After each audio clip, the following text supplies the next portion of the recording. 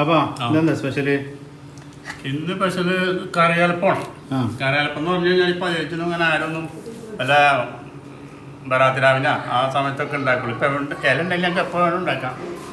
കുട്ടികൾക്കും എല്ലാവർക്കും വലിയ ഇഷ്ടമുള്ള ഒരു സംഭവമാണ് കറിയലപ്പം. ഇതിലെന്താ ചേർത്തിട്ടുള്ള സ്പെഷ്യല്? ഇതിൽ നമ്മൾ ചെയ്യുന്നത് വറുത്ത അരിപ്പൊടി. വറുത്ത അരിപ്പൊടിനെ നമ്മൾ വാട്ടും.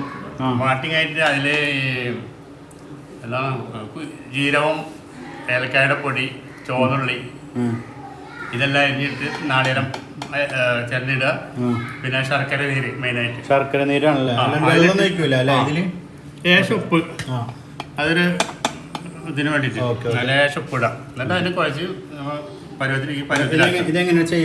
ഈ പരുവത്തിലാക്കി കലപ്പം കൊണ്ടു കഴിഞ്ഞാൽ നമ്മൾ ഇങ്ങനെ കുമ്പിളി കുത്തി വെക്കാം. കഴുകി വൃത്തിയാക്കി കുമ്പിളി കുത്തിയാക്കി ഇതുപോലെ ഇങ്ങനെ കൈയോടെ വെള്ളമൊക്കെ നനച്ച് ഇങ്ങനെ കാട്ടി ഇതുപോലെ ഇങ്ങനെ വെച്ചിട്ട് ഇങ്ങനെ പ്രസ് ചെയ്യാം. ഈ പ്രസ് ചെയ്തിട്ട് നമ്മൾ ഇഡ്ഡലി ചെമ്പിലോണ്ട് ഇടാം. ഇഡ്ഡലി ഉണ്ടാക്കുന്ന പോലെ അങ്ങനെ ആളിലോണ്ട് വേവിച്ചെടുക്കണം. വളരെ സിമ്പിൾ. അപ്പൊ എന്തായാലും ഇത് റെഡി ആയിട്ട് അഭിപ്രായം പറയാം. അടുത്ത വിഭവമായിട്ട് നമ്മൾ അടുത്ത ഇതിൽ വരാം. ഓക്കെ പാപ്പാ, ഇത് ഈ ഒരു റെസിപ്പി ആരാണ് പാപ്പൊക്കെ പഠിപ്പിച്ചത്? ഇത് നമ്മളെ ലേഡി ഷെഫ് ഇത് എൻ്റെ ഉമ്മാട്ടാ. ഉമ്മാണ് പഠിപ്പിച്ചു കൊടുത്തല്ലേ പാപ്പാക്ക്?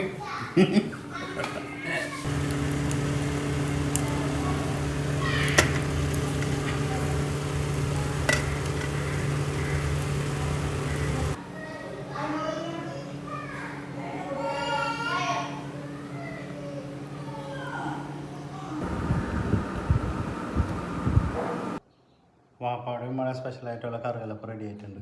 എന്തായാലും നമുക്കൊന്ന് കഴിച്ച് നോക്കി നോക്കാം. ഓക്കെ,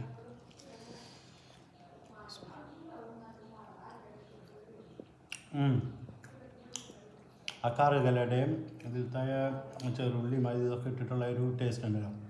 ശരിക്കും അങ്ങനെ എടുത്ത് കാണിക്കുന്നുണ്ട്. ഒരു രക്ഷയില്ല കേട്ടോ.